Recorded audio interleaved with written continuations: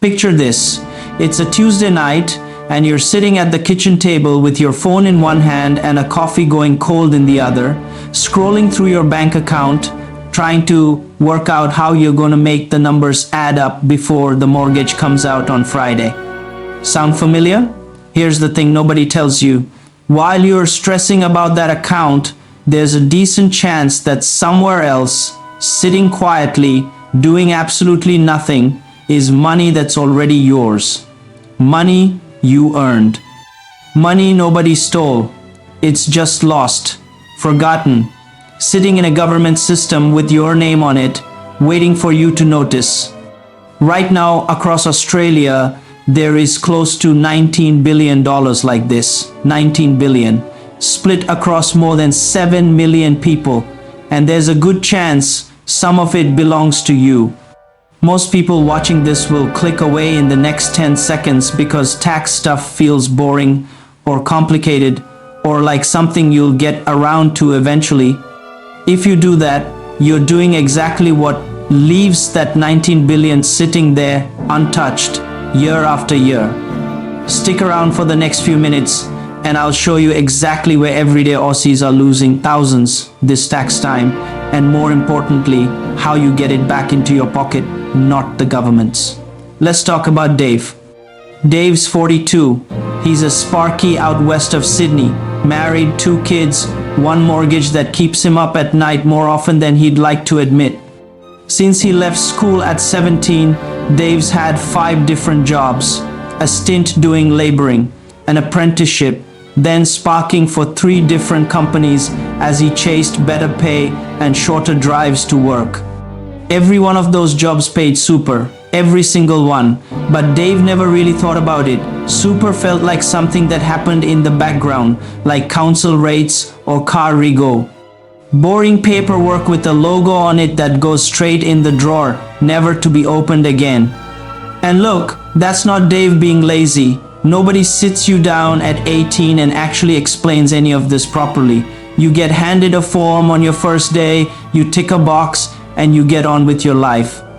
That's true for almost every Aussie watching right now. This stuff isn't taught in school, it's not talked about at the dinner table, so of course most people tune it out. But tuning it out is exactly how you end up leaving real money on the table, right when cost of living is squeezing harder than it has in years. Let's go through where it's hiding. First one, old super accounts. Every time Dave changed jobs, there's a chance a bit of super got left behind in an account he forgot even existed. Multiply that across 7 million Australians and you get that $19 billion figure. Some of it's small, some of it isn't. The tax office has actually reunited people with genuinely life-changing amounts. A bloke in his 70s from Melbourne found he had more than 100 grand sitting there, untouched for decades. A woman working out in regional Queensland logged in, expecting nothing, and found over $500,000. Checking takes about 5 minutes.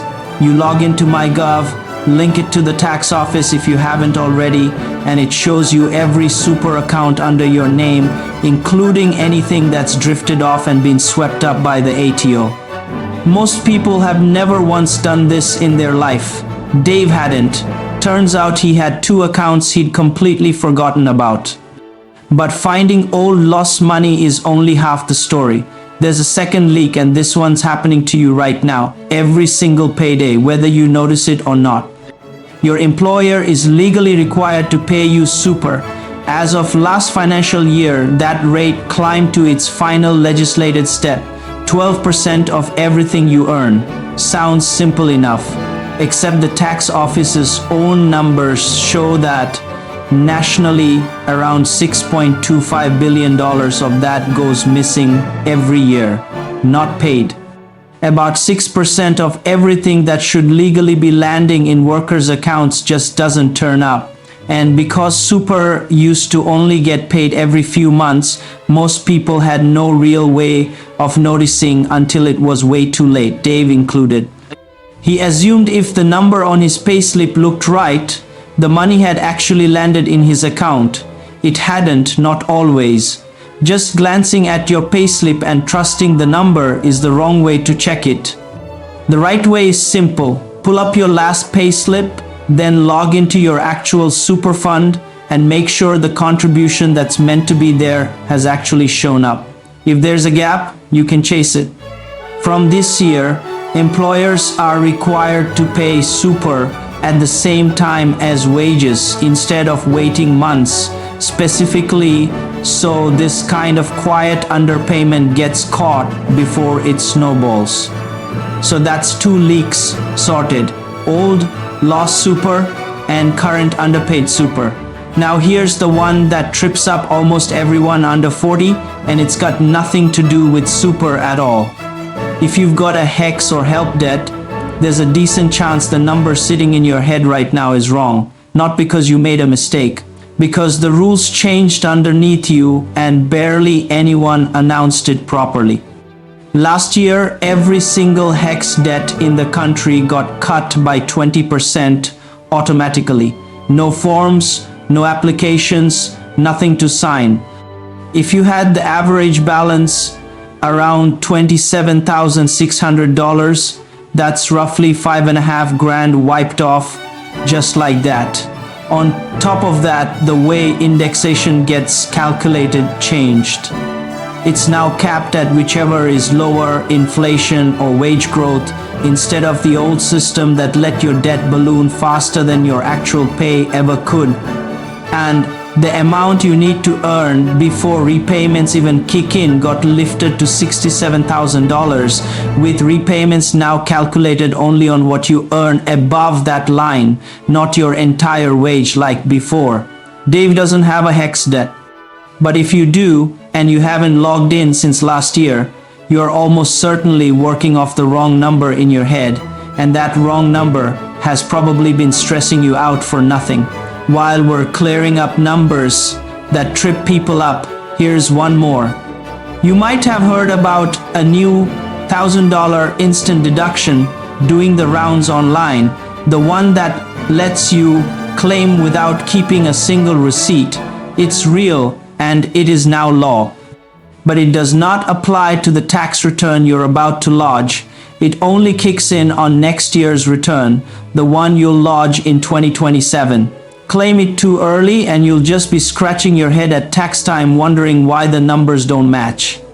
If you're claiming working from home expenses on this year's return instead, the rate is 70 cents an hour and the tax office wants an actual record of the hours you worked, not a guess scribbled down in June. So picture Dave now, 20 minutes into checking all this instead of avoiding it like he used to. Two old super accounts turn up with a few $1,000s combined. His current super checks out fine, but now he knows exactly how to spot it the moment it ever doesn't. And if he had a HEX debt, he'd know his real number instead of the one that's been sitting in his head for years, making him feel worse off than he actually is. None of that came from working extra shifts. None of it came from cutting back on coffee or skipping a family holiday. It came from 20 minutes on a Tuesday night, logging into accounts that already had his name on them, waiting for someone to finally show up and claim what was theirs. Finding the money that's already yours is the easy part, and now you know exactly where to look. The harder part is making sure that once it's all sitting in one place, it's actually working for you. Instead of quietly leaking away in fees, nobody ever bothers to check. And that's exactly what happens next.